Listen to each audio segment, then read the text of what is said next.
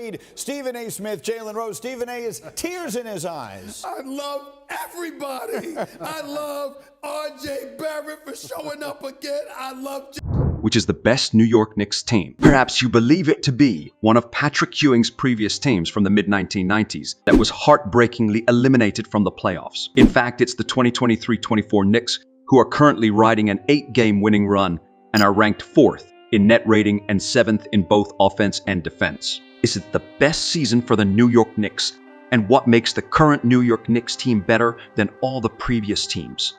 The simple rating system, which is tracked by Basketball Reference, modifies a team's point differential based on the strength of their schedule.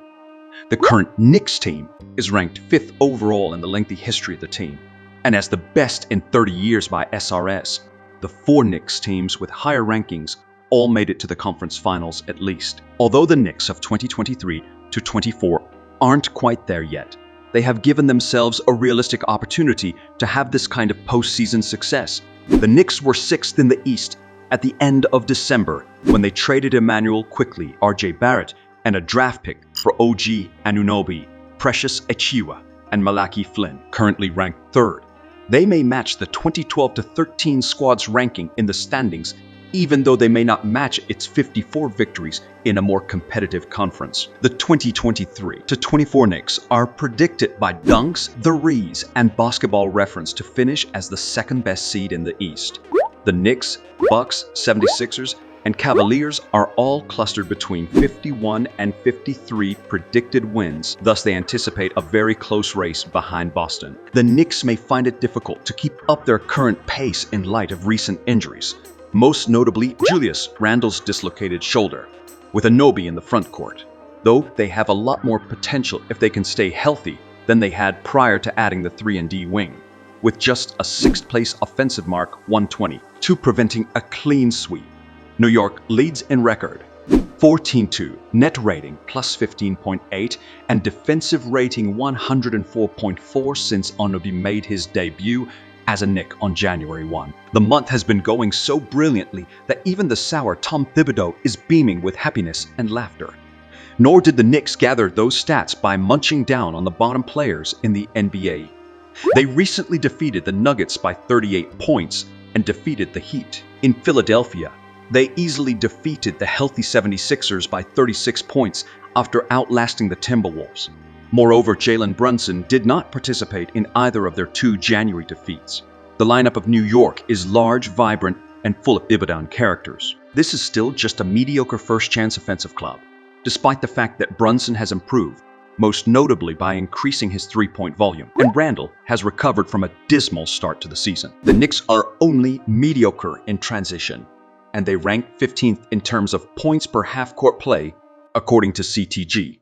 However, they make up for it by stomping opponents off the glass and leading the league in second-chance points scored, even though Mitchell Robinson was the league's most productive rebounder prior to his ankle injury.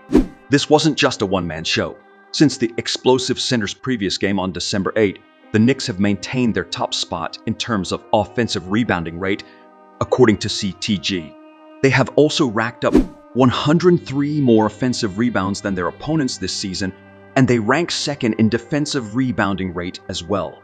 Additionally, Anunoby has closed the remaining holes in New York's starting lineup by acting as a dependable shooter on the opposite end in addition to being a flexible defensive anchor. Although Anunoby's plus-minus in a single game isn't very indicative, it is noteworthy that he has so far had a positive plus-minus in all of his games with his new squad.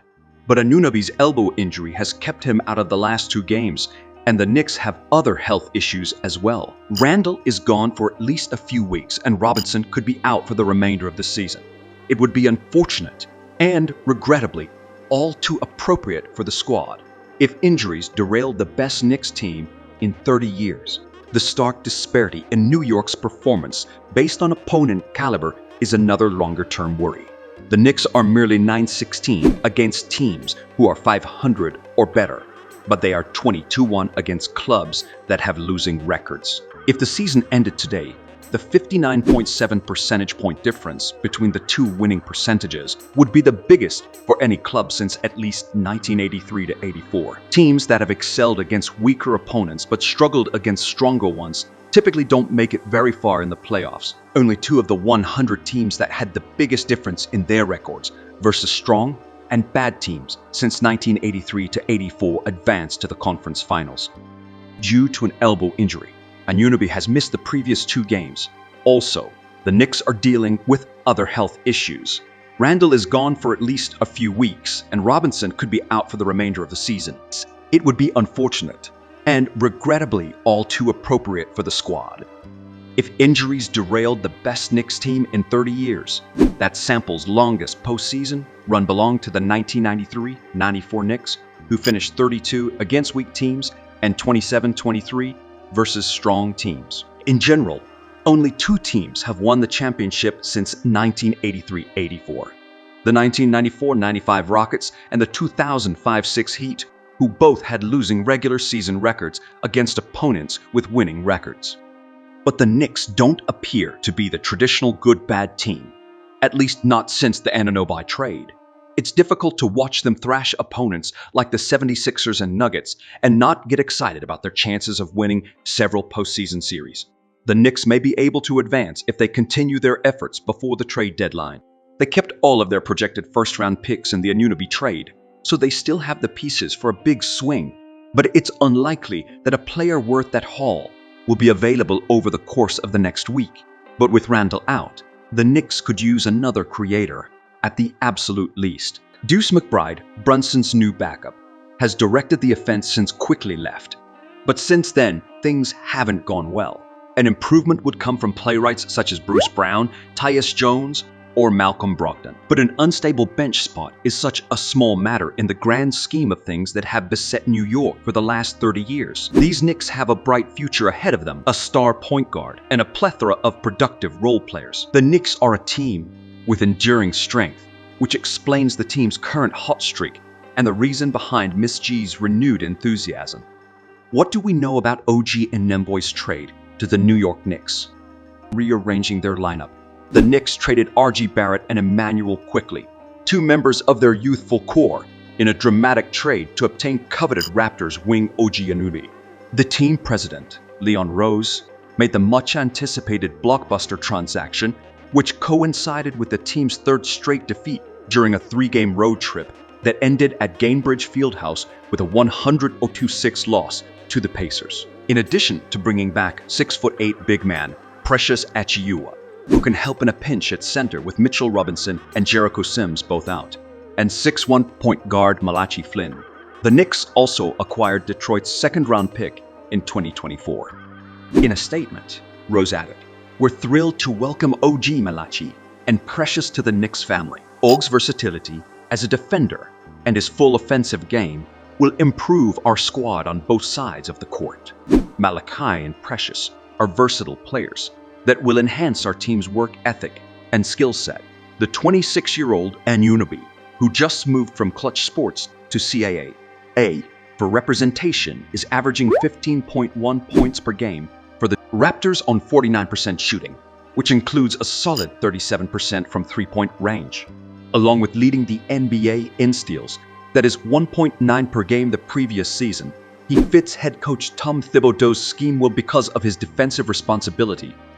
Notably, the Knicks completed this transaction without using any of their several first-round selections, and they still have Evan Fournier's contract expiring before the trade deadline of February 8. Anunoby's $19.9 million player option for the next season, which means he could become an unrestricted free agent in the summer, is the deal's risk.